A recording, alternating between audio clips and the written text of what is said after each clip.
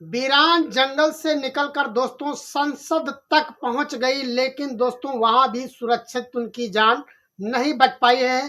तो दोस्तों नाम है फूलन देवी, जो कि दोस्तों बिहेड़ों से निकलकर संसद तक पहुंच गई, जहां पर दोस्तों कानून लागू किया जाता है, कानून बनता है। वहीं पर दोस्तों कानून तोड़ने वालों ने ही उनकी हत्या कर दी। नफरत और बदले की आग इंसान को क्या से क्या बना देती है। जिस मासूम के हाथों में अभी किताबें होनी चाहिए थी, उसी मासूम के हाथों में दोस्तों बंदूकें कब आ गईं पता ही नहीं चला। तो दोस्तों इसके पिछले इतिहास पर चलते हैं। तस्वीरों में दिख रहे चेहरे को आप लोग भली भांति से जानते होंगे और नाम भी सुना होगा। नाम है फूलन देवी। फूलन देवी का जन्म 10 दिसंबर 1963 को जालौन उत्तर प्रदेश में हुआ था।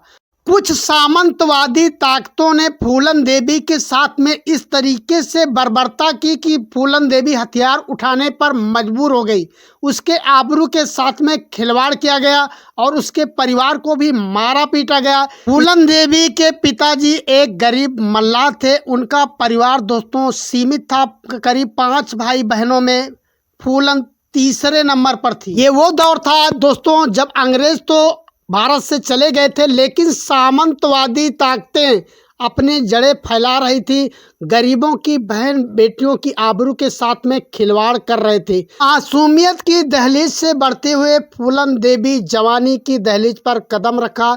जब फूलन करीब 13 से 14 साल की थी, तभी उसके पिताजी ने उसकी उम्र से 3 गुना बड़े अपनी ही जात के मल्लाह बिरादरी में चुन्नी लाल के साथ में कर दिया। चुन्नी लाल काम धंधा नहीं करता था। इसके बाद में फूलन देवी बिल्कुल मासूम थी और मारता पीटता था, गाली गलौज करता था। चुन्नी लाल का ये बर्ताव देखकर फूलन देवी बार बार मायके आ जाती और उसका पिता बार बार से उसको ले जाकर साइकिल से बिठाकर उसके ससुराल छोड़ आता।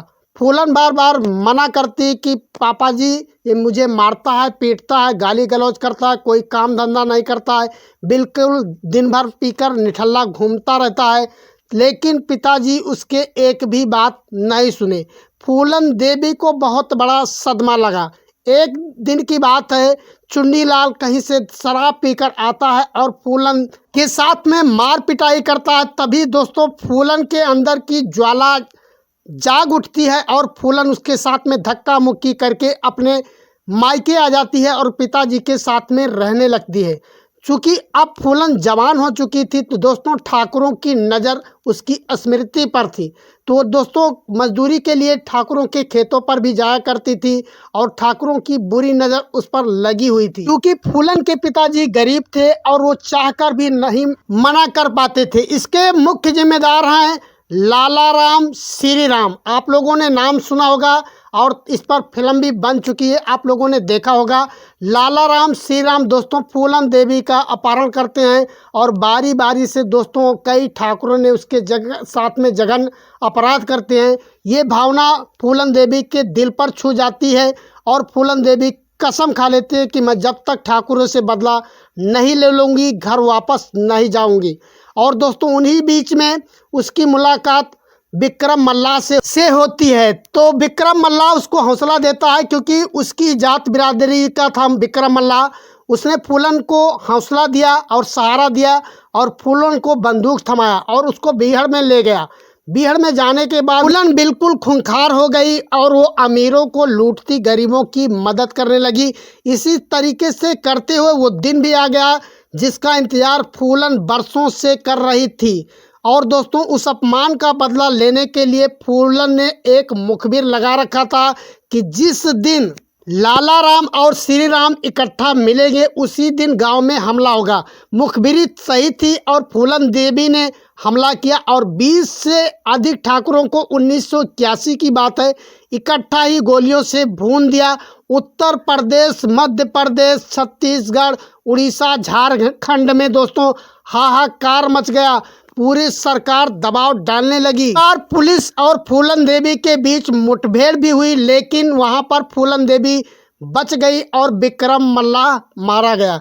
विक्रम मल्लाह के मारे जाने के बाद में फूलन टूट जाती है और सन 1983 में आत्मसमर्पण के लिए तैयार हो जाती है। फूलन देवी अपने सैकड़ों साथियों के साथ में मुख्यमंत्री मध्य प्रदेश के सामने आत्मसमर्पण करती हैं और वहीं से उनको जेल भेज दिया जाता है। ये मामला उत्तर प्रदेश का था, इसलिए फूलन देवी की फाइल एक दिन आती है मुख्यमंत्री मुलायम सिंह यादव की नज़र उस फाइल पर पड़ती है और मुलायम सिंह यादव उसको ले जाकर घर पर गहन अध्ययन करते हैं और बारीकियों से देखते हैं कि किस तरीके से सामंतवादी ताकतों ने फूलन देवी के ऊपर जुर्म और अत्याचार किया। साल था 1994। मुलायम सिंह यादव उत्तर प्रदेश के मुख्यमंत्री थे और उन्होंने फूलन देवी के ऊपर लगे सारे मुकदमे वापस ले लिए। करीब 11 साल के बाद में फूलन देवी की रिहाई होती है।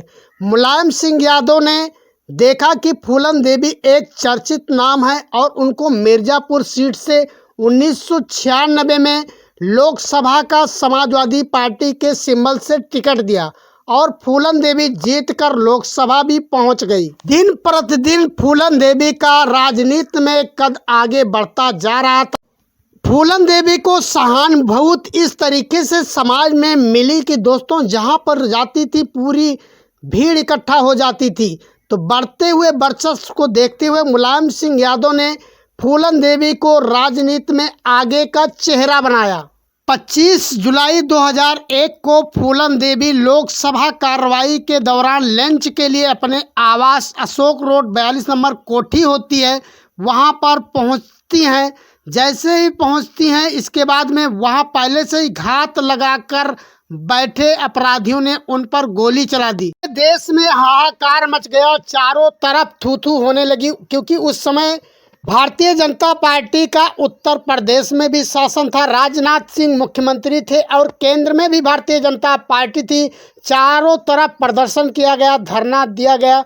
तब जाकर पुलिस एक्शन में आती है तो एक युवक को गिरफ्तार करती है जो कि अपना जुर्म खुद कबूल करता है। पंकज सिंह राणा जो कि दोस्तों रुड़की का होता है और उन अपना जुर्म भी कबूल करता है और फूलन की हत्या में उसे जेल भी भेजा जाता है। वर्तमान में वो भारतीय जनता पार्टी का सदस्य। इस तरीके से एक मासूम फूलन देवी की जिंदगी का अंत हो जाता है। और दोस्तों फूलन देवी की फाइलें अब दोस्तों केवल फाइलें बनकर रह जाती हैं, इंसाफ नहीं मिलता है। और दोस्तों अभी भी फूलन देवी का हत्यारा बाहर घूम रहा है और वो भारतीय जनता पार्टी का सदस्य है, करणी सेना का सदस्य है, जो कि दोस्तों कबूल भी करता है, तमाम सोशल मीडिया चैनलों पर खुलेआम बताता भी है। लेकिन दोस्तों न्याय की उम्मीद हिंदुस्तान में कौन करे। अगर आप लोग चैनल पर नए हैं तो चैनल को सब्सक्राइब कर लेना और कमेंट करके बताइएगा वीडियो आप लोगों को कैसा लगा। मिलते हैं किसी नेक्स्ट वीडियो में।